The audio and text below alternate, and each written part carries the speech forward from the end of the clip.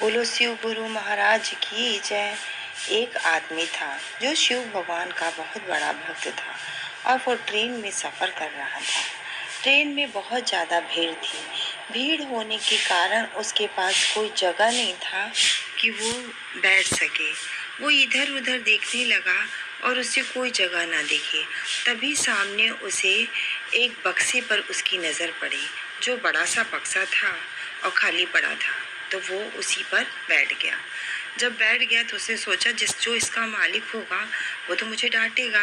लेकिन जब वो बैठा तो देखा कि कोई उसे चारों तरफ उसने नज़र दौड़ाई और उसे कोई नज़र नहीं आया और किसी ने उसे टोका भी नहीं। तो वो उसी बक्से पर बैठा रहा।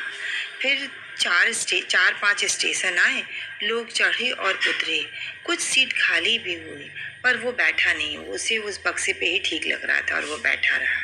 जब छठे स्टेशन पे वो उतरने लगा तो बगल के व्यक्ति ने कहा कि अरे भाई साहब, आप अपना सामान छोड़ के क्यों जा रहे हैं, अपना बक्सा छोड़ के क्यों जा रहे हैं। तो उसने कहा ये मेरा बक्सा नहीं है। तो बोला अच्छा, हम तो 4 स्टेशन से चढ़े हैं, तब से देख रहे हैं कि आप इसी बक्से के ऊपर बैठे हुए हैं और आप कह रहे हैं कि आपका बक्सा नहीं है। बोला हाँ। कहा मैं तो 6 स्टेशन पहले चढ़ा था, तो यहाँ भीड़ बहुत ज्यादा, इस बक्से पर बैठ गया। तो उसने कहा नहीं नहीं, तुम झूठ बोल रहे हो, अपना बक्सा छोड़ के क्यों जा रहे हो, लेके जाओ अपना बक्सा। तो और लोग भी इकट्ठा हो गए। अब बात ही बात में पुलिस भी आ गई। पुलिस से पूछताछ होने लगी। पुलिस ने उसने कहा देखिए मैम, एक आदमी ने बोला मैं तो 3 स्टेशन से चढ़ा हूँ, मैंने देखा ये आदमी इसी पे बैठा हुआ है, ये बक्सा इसी का है और अब जब ले जाने की बारी आ रही है, जब ये जा रहा है तो ये बक्सा नहीं ले जा रहा है। तो उससे पुलिस ने कहा कि बताओ तुम क्यों नहीं बक्सा ले जा रहे हो। बोला ये मेरा बक्सा नहीं है और जब मैं ट्रेन में चढ़ा तो भीड़ ज्यादा थी तो मैं इसी पे बैठ गया। तो कहा अच्छा बताओ इस बक्से में क्या है। उसने कहा मुझे नहीं मालूम कि इस बक्से में क्या है। तो वहीं सबके सामने बक्से का ताला तोड़ा गया। जब ताला तोड़ा गया तो उसके अंदर लाश मिली और इस कारण उसको जेल हो गई।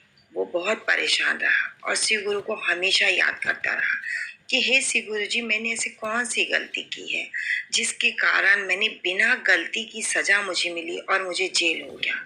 और वो हमेशा परेशान रहता, सोचता रहता, अपनी सफाई देता, लेकिन उसकी कोई दलीलें कोई नहीं सुनता। और अब क्योंकि कोई चीज साबित नहीं हुआ था कि कत्ल इसी ने किया है, और तो इसके वजह से उसे 10 साल की सजा मिली। तो वो बहुत परेशान रहा। फिर उसके घर वाले उससे मिलने आए तो उसने कहा कि तुम मेरे शिव गुरु को मेरे पास लेके आओ, मैं उन गुरु से बात करना चाहता हूँ। मुझे इस बात की तसल्ली नहीं हो रही है कि क्यों मुझे इतनी बड़ी सजा मिली बिना गलती की। तो उसके घर वाले गए और जाकर के उस शिव गुरु को बुला के ले आए, गुरु जी को, और बोले। तो वो गुरु जी जेल में उससे मिलने गए और बात किए। तो उसने गुरु जी को पूरी बात बताई। तो गुरु जी ने कहा तुम ट्रेन में बक्से वाली सब बात बताई। तो उन्होंने गुरु जी ने कहा कि उसने कहा मैं बिना गलती की सजा काट रहा हूँ। तो गुरुजी ने कहा कि तुम ध्यान से सोचो कि क्या तुमने अपनी जिंदगी में कोई ऐसा गलत काम किया है जो तुमने किसी को नहीं बताया है और जिसकी सजा तुम्हें आज मिल रही है। तो उसने कहा मेरी इस समय उम्र 55 साल की हो गई है और मैंने 55 सालों में पूरी नजर दौड़ा के मैंने देख लिया कि मेरी कोई गलती नहीं है। मैंने किसी को ऊंची आवाज में बात नहीं, किसी को डांटा नहीं, बहुत किसी के साथ बुरा बर्ताव नहीं किया और चोरी डकैती नहीं की, कुछ भी मैंने नहीं किया। फिर मुझे ये कत्ल की सजा मुझे कैसी लगी। तो उन्होंने कहा मैं जा रहा हूँ, 1 हफ्ते बाद फिर आऊंगा और तुम सोचना कि कोई कौन सा ऐसा गलत काम है जो तुमने किया है जिसकी सजा तुम्हें मिल रही है। 1 हफ्ते बाद शिव गुरुजी उसके पास गए और उससे पूछे। तो उसने कहा गुरुजी मुझे याद आ गया, क्योंकि आज के 25 साल पहले मैं एक फैक्ट्री लगा रहा था। उस फैक्ट्री में बहुत सारे मजदूर काम कर रहे थे। उसमें एक छोटा बच्चा था, वो भी काम कर रहा था और अचानक दीवार गिर जाने के कारण वो उसी में दब करके मर गया। तो वहां के मजदूर आ करके मुझे बताएं। तो मैंने उनसे कहा कि अगर ये मौत की बात बाहर निकल गई तो पता चलेगा कि हमारा फैक्ट्री का काम रुक जाएगा, इसलिए उसको वहीं पर गाड़ दो, फैक्ट्री के पीछे वाली ज़मीन पे ले जाओ और उसको वहीं पर गाड़ दो। और अगर कोई पूछने आएगा कि उस लड़के के बारे में, तो तुम यही कहना कि वो 3 दिन से काम पर नहीं आया और बाकी मैं देख लूँगा। फिर जब वो रात को अपने घर नहीं पहुंचा तो रात के समय उसकी माँ उसको ढूंढते हुए फैक्ट्री के पास आई और उसने उससे कहा कि मेरा बेटा अभी तक यहाँ से काम करके वापस नहीं आया। वैसे तो 6 बजे 7 बजे तक आ जाता है, लेकिन अभी नहीं आया और मैं बड़ी परेशान हो रही हूँ। मेरे घर में कमाने वाला एक वही आदमी था। मेरे पति को फालिस मारा है और मैं खुद टीवी की मरीज हूँ और हम लोग के घर में एक वही कमाने वाला था और पता नहीं क्यों मेरे घर अभी तक घर नहीं आया। वही मैं पता करते करते फैक्ट्री में आई हूँ। तो उसने कहा कि अरे भागो भागो, और यहाँ पर कोई नहीं, यहाँ पर वो तो 3 दिन से काम पे नहीं आया। तो उसने कहा ऐसा हो ही नहीं सकता है, उसे मेरी घर की जिम्मेदारियों का एहसास है, वो ऐसा कर ही नहीं सकता है कि वो काम पे ना आ जाए। तो उस गेट कीपर ने उसे भगा दिया। फिर ये सारी बात आ करके उसने मालिक को बताई। मालिक ने कहा ठीक है, मैं बात करता हूँ। और फिर वो औरत 3 दिन तक लगातार दौड़ती रही।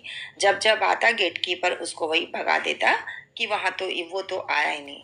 कहा एक दिन 5वें दिन वो मुझसे मिल गई जब मैं आ रहा था फैक्ट्री, और वो रात भर बैठी रही कि मैं बिना मालिक से मिले जाऊंगी ही नहीं। और उसके ऐसे जब मैं आया तो वो रो रो करके मुझसे कहने लगी कि साहब मेरे घर का वो इकलौता वारिस था, हमारे जीने का सहारा था।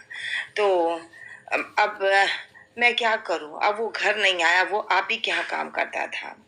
तो उसने कहा भागो भागो जाओ यहाँ से, वो मैंने बोला ना कि वो 3 दिन खुद ही काम पे यहाँ पर नहीं आया था और मैंने उसे डांट करके भगा दिया।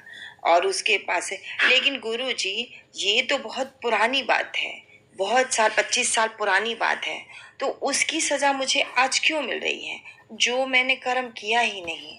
तब गुरुजी ने कहा वो कर्म, जैसे तुम बैंक में पैसे जमा करते हो तो इंटरेस्ट बढ़ता चला जाता है, उसी तरह से हमारे कुछ बुरे कर्म ऐसे होते हैं जो कि इंटरेस्ट के साथ हमको मिलते हैं। वो 25 साल के कर्म धीरे धीरे, वो माँ रो रही है दिन रात अपने बच्चे के इंतजार में, और वो पिता रो रहा है दिन रात कि मेरा बच्चा आएगा, मेरा बच्चा आएगा, वो कहाँ चला गया। तो उसी का रोने का प्रभाव पड़ा है जिसका वो आज तुमको आज ये इस तरह से तुमको जेल काट के भुगतना पड़ रहा है। तो उसने कहा गुरु जी अगर सजा मिलनी चाहिए थी तो हमको उसी समय मिल जाती, इतने सालों बाद क्यों।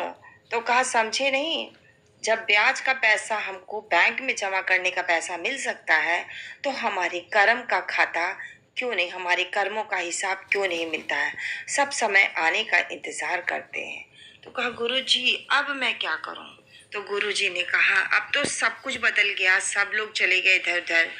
और तो उन्होंने कहा, गुरु जी ने कहा अब अभी भी तुम्हारा कर्म का खाता खत्म नहीं हुआ है, इसलिए जरूरी ये है कि तुम जाओ उस औरत को खोजो। और तुम्हें तो सही महीने में ये काम करना चाहिए था कि उसे सारी सच सच बात बता देनी चाहिए थी कि तुम्हारा बेटा मर गया है, और उसको पैसे वैसे दे देते जिसके कारण वो पुलिस में कंप्लेन भी नहीं करती और तुम्हारा काम भी नहीं रुकता। लेकिन तुमने बहुत बड़ी गलती की कि उसको सच्चाई ना बता करके। तो उसने कहा लेकिन अब मैं क्या कर सकता हूँ।